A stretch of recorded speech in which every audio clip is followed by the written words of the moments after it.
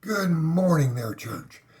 Today we're going to continue with some of these life lessons that I've learned, some of them the hard way, but there's so many lessons out there to be learned.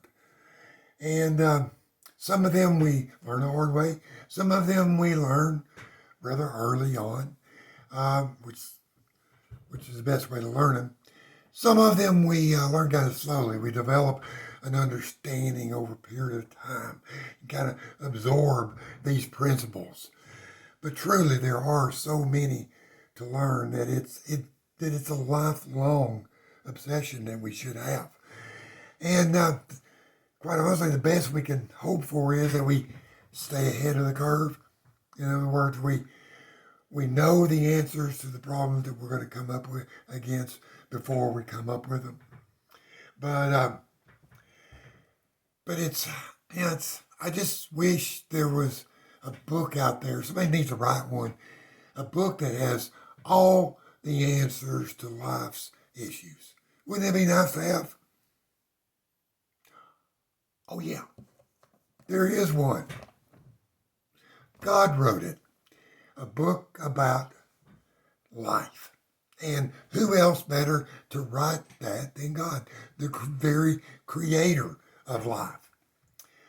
Today I want to share with you two principles, two lessons that I've learned from His Word. And sadly, I didn't learn them early enough on, but very good principles to go by. The first one is do everything you do to the best of your ability. I get this from Philippians chapter 4, verse 8. Finally, brethren, whatever is true, whatever is honorable, whatever is right, whatever is pure, whatever is lovely, whatever is of good repute, if there is any excellence, if there is anything worthy of praise, let your mind dwell on these things. See, we that are in the kingdom of God, we deal in excellence. You know, the things that are honorable, the things that are truth, pure, lovely, good. You know, it tells us to let our mind dwell on these things.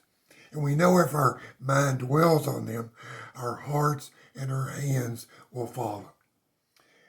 See, we don't want to just deal with, the whatevers. We want to deal with what is excellent. We should strive to be excellent. And we should be known for this. In our work, in our play, in our studies, this principle of excellence should go before us. It should follow us in our wake. Wherever you go, you should be known for excellence. Whatever your hands find to do it for the glory of Him, because that's what He desires for you. Very good words. Second principle, clean up your own messes. I get this from Galatians chapter 4, verse 4 and 5. But let each one examine his own work, and then he will have a reason for boasting in regard to himself alone, and not regard to another. For each one shall bear his own load. Whatever you do, you are responsible for it. Bear your own load. In other words, pick up your own stuff. And this starts out when you're 4 years old and your toys are scattered all over the room. It's your responsibility to pick them up.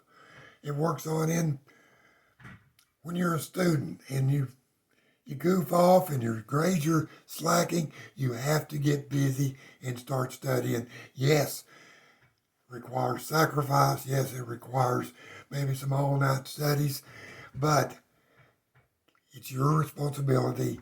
Clean it up. And this holds true even in adulthood. When you max out that credit card, you got to pay it off. Clean up your own messes.